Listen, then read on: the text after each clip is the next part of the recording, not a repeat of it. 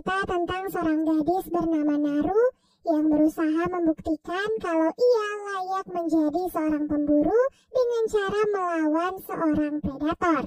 Tapi sebelum kita ke alur ceritanya, Mimin mau ingetin dulu kalau konten ini berisi full spoiler.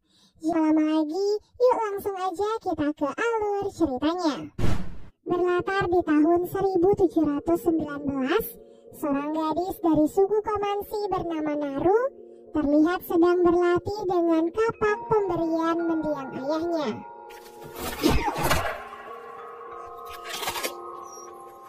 Saat sedang berlatih, Naru dan anjingnya yang bernama Sari melihat seekor rusa, jadi mereka pun bekerja sama untuk menangkapnya.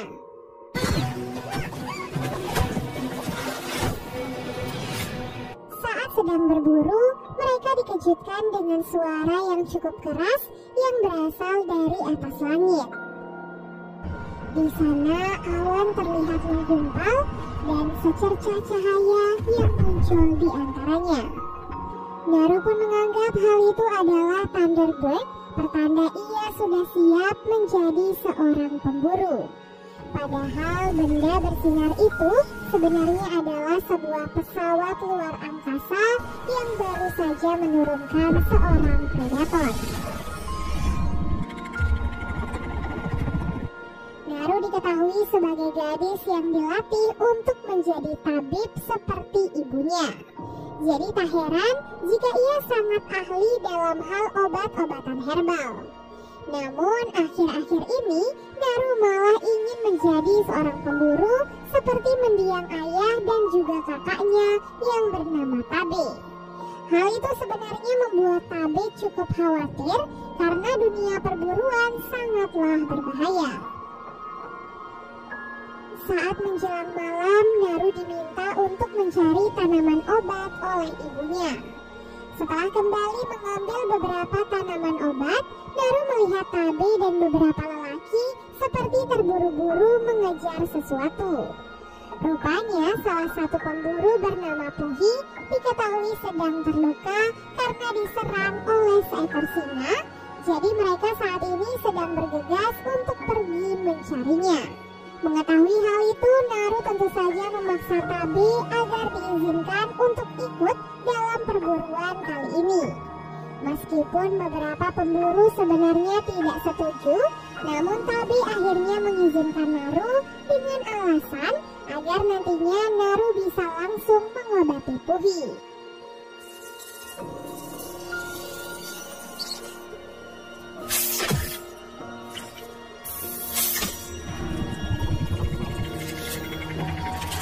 Kemudian berangkatlah mereka semua mencari Puhi dengan bantuan Sari sebagai penunjuk arah.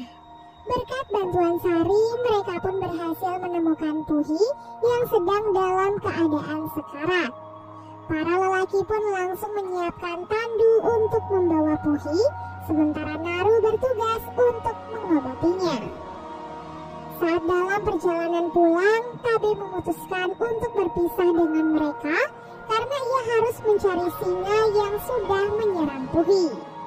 Sepanjang perjalanan, Naru terus memikirkan keselamatan Tabe karena ia percaya kalau bukan singa yang menyerang Puhi, melainkan sesuatu yang jauh lebih berbahaya. Hal itu diperkuat dengan ditemukannya seekor ular yang sudah dikuliti di dekat lokasi tersebut. Di mana hal seperti ini tentu saja tidak mungkin dilakukan oleh seekor singa. Khawatir akan keselamatan Tabe, Naru pun nekat untuk pergi menyusulnya. Ia yang baru pertama kali berburu terlihat panik di tengah kegelapan. Namun Tabe dan salah satu temannya akhirnya berhasil menemukan Naru. Saat itu Naru mencoba menjelaskan pada Tabe kalau hewan yang menyerang Puhi bukanlah seekor singa, namun Tabe tidak mempercayainya dan tetap akan berburu singa malam ini. Naru dan salah satu pemburu lainnya lalu bersiap di atas pohon, sementara Tabe akan menyiapkan sesuatu untuk memancing kedatangan singa tersebut. Saat sedang menunggu di atas pohon, seekor singa tiba-tiba datang dan langsung menyerang pemburu yang ada di sana. Dengan mulut penuh darah, singa itu pun berjalan perlahan dan mendekati Naru. Naru yang ketakutan tidak sadar telah mundur terlalu jauh, sampai ia pun jatuh dari pohon dan pingsan tak sadarkan diri. Beberapa saat kemudian Naru terbangun dan melihat sang ibu sedang membuatkan obat untuknya. Ibunya berkata kalau Naru pingsan saat berburu, jadi Tabe menggendongnya sampai ke rumah dan sekarang ia sudah kembali ke hutan untuk berburu singa. Beberapa saat setelah meneguk obat dari sang ibu, ia pun mendengar semua orang berteriak menyambut kedatangan Tabe yang datang membawa tubuh seekor singa dengan kepalanya yang terpenggal. Kepala suku dan para penduduk langsung bersorak bangga karena keberhasilan Tabe. Berkat keberhasilan itu, sang ketua suku bahkan menobatkan Tabe sebagai ketua perang.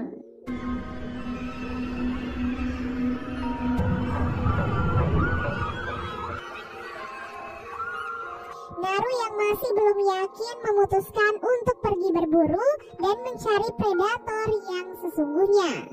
Ditemani Sari, Naru pun menelusuri hutan sambil menyelidiki beberapa bukti tentang si predator. Mulai dari jejak kakinya yang panjang dan besar sampai beberapa bekas cakaran yang ada di beberapa pohon. Sin lalu beralih memperlihatkan si predator yang sebenarnya. Predator itu bisa membuat dirinya tak terlihat sehingga ia bisa dengan mudah membunuh mangsanya.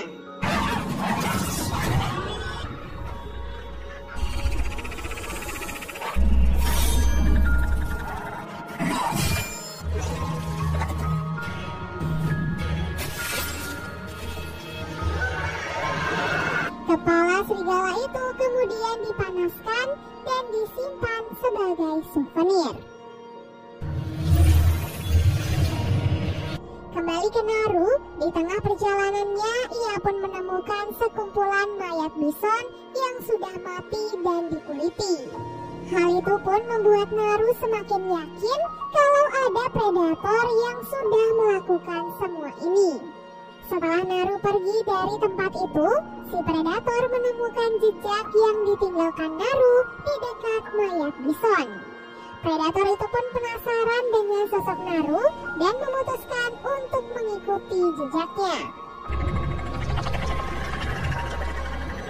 Saat melanjutkan perjalanan, Naru tiba-tiba terjatuh di kawasan lumpur penghisap.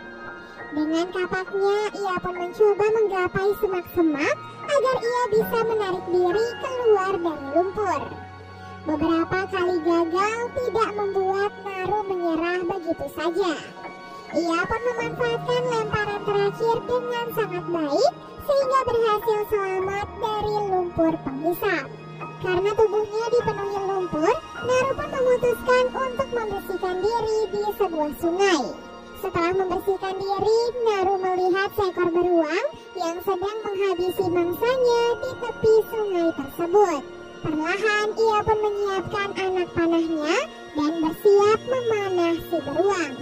Mayat beruang itu rencananya akan dijadikan bukti untuk ditunjukkan pada Tabe dan ibunya sebagai pertanda kalau Naru sudah layak menjadi seorang pemburu.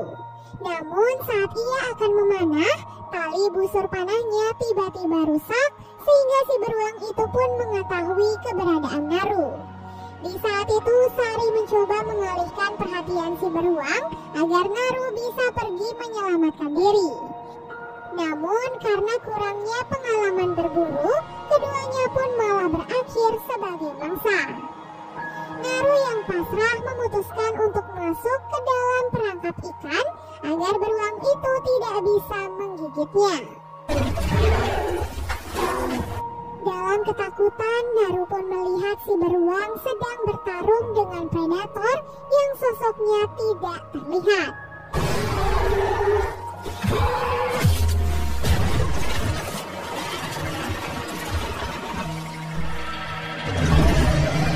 Ia baru bisa melihat tubuh si predator saat si beruang telah dibunuh dan darahnya mengalir menutupi tubuh si predator. Naru yang menyaksikan hal itu lantas kabur menyusuri sungai dengan mengikuti arusnya. Setelah itu Naru pun melanjutkan perjalanan sambil memikirkan bagaimana caranya membunuh si predator. Di tengah perjalanan itu, Naru pun bertemu dengan beberapa pemburu suku Komansi yang dikirim untuk mencarinya.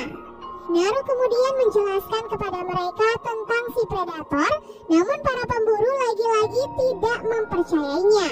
Karena Naru terus memaksa untuk pergi, para pemburu pun terpaksa menggunakan cara kekerasan untuk membawanya pulang. Tak disangka, semua itu ternyata disaksikan langsung oleh si predator.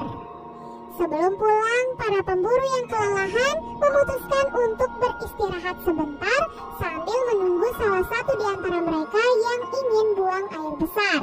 Saat itu mereka pun mendengar suara dari arah semak-semak. Naru yang masih ketakutan memperingatkan mereka kalau itu mungkin adalah si predator. Namun saat pemburu memanah ke arah semak-semak, yang mereka temukan ternyata hanyalah seekor kelinci. Dengan tertawa mengejek, salah satu dari mereka pun mengambil kelinci itu dan menunjukkannya kepada Naru. Namun tak lama kemudian, 3 laser merah tiba-tiba terlihat di tubuh pemburu tersebut. Dan ya, laser itu ternyata adalah pertanda datangnya serangan dari si predator berupa 3 anak panah yang langsung menancap di tubuh pemburu tersebut. Karena mereka semua tidak bisa melihat tubuh si predator, para pemburu yang lain pun merasa sangat kebingungan. Saat itu, mereka sempat berhasil memanah tubuh si predator sehingga separuh tubuhnya pun akhirnya terlihat.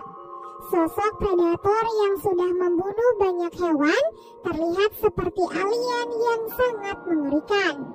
Tubuhnya penuh dengan senjata yang bisa dia gunakan untuk membunuh mangsa.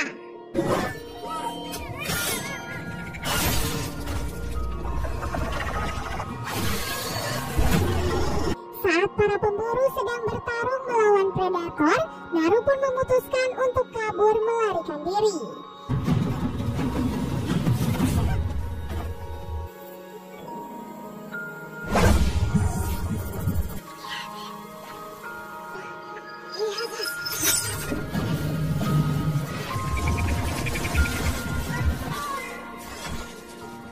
Ia pun melewati perbatasan wilayah suku Komansi dan terkena jebakan yang dipasang oleh penduduk suku lain. Suku yang diisi oleh pendatang asal Prancis itu kemudian menemukan Naru dan membawanya ke tempat mereka. Saat malam tiba, Naru terbangun dalam keadaan sudah terkurung. Melihat mantel yang digunakan oleh pemimpin suku, Naru pun sadar kalau mereka ternyata adalah orang yang sudah menguliti para bison. Jadi itu artinya, selain si predator, para penduduk suku itu ternyata juga adalah orang-orang jahat.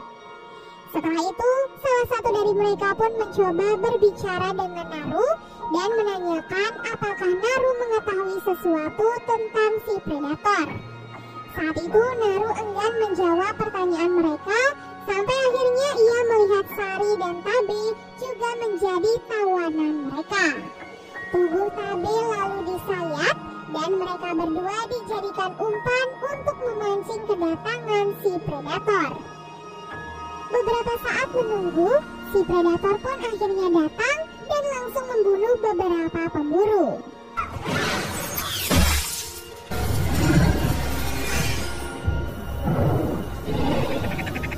Tabe yang ketakutan kemudian berpikir kalau mereka berdua adalah target si predator. Namun Naru mengatakan kalau si predator tidak mengincar umpan. Di mana itu artinya si predator hanya akan membunuh orang-orang yang ia anggap sebagai ancaman. Jadi itulah mengapa saat di sungai sebelumnya si predator tidak membunuh Naru, melainkan membunuh si beruang. Sementara itu si predator pun terlihat berhasil ditangkap berkat jebakan yang dibuat oleh para pemburu. Namun berkat semua senjatanya yang canggih, predator itu pun berhasil bebas dan membunuh semua pemburu yang sudah menangkapnya.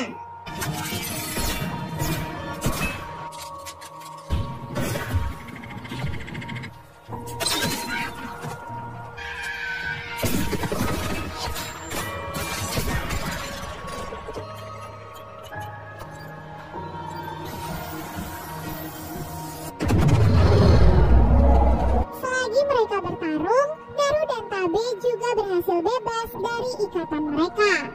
Saat itu Tabe bergegas mengambil kuda, sementara Naru bertugas menyelamatkan Sari. Berkat semua latihannya selama ini, Naru ternyata menjadi jauh lebih kuat, sehingga ia berhasil mengalahkan beberapa pemburu yang sudah menangkap Sari. Setelah berhasil membebaskan Sari, seorang penduduk suku tiba-tiba datang dan meminta pertolongan Naru untuk mengobati kakinya. Sebagai imbalannya, si penduduk itu akan memberikan pistol untuk Naru dan mengajarkan Naru bagaimana cara menggunakannya.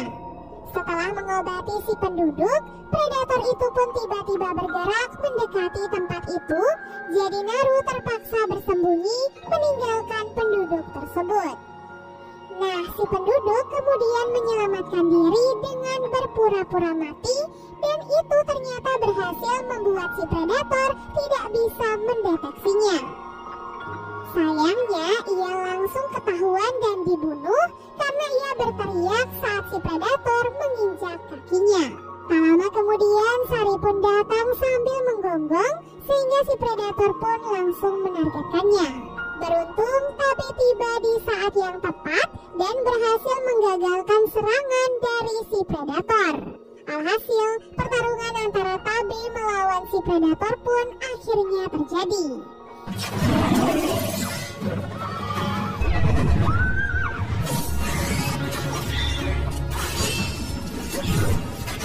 Setelah berhasil melukai si predator berkali-kali, si predator tiba-tiba menghilang, membuat Tabe dan Naru merasa kebingungan. Karena sudah tak bisa melarikan diri, jadi Tabe pun meminta Naru untuk pergi meninggalkannya.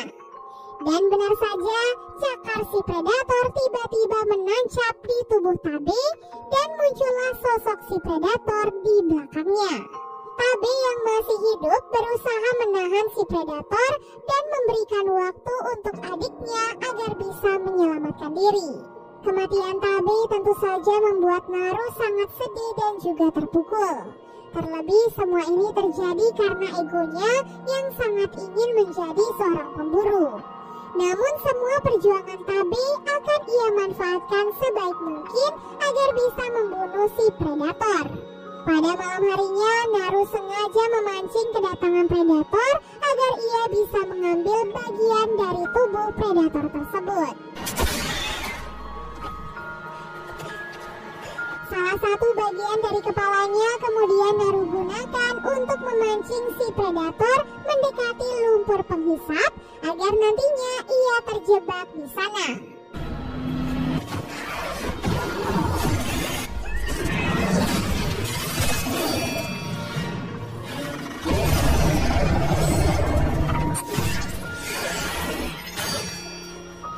Berkat kerjasamanya bersama Sari, mereka pun berhasil menenggelamkan si predator dan membunuhnya dengan pantulan senjatanya sendiri.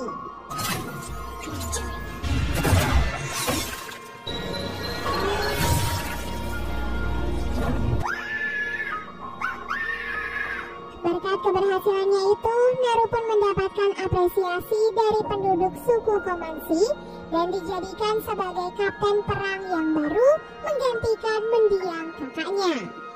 Dan film pun akhirnya selesai.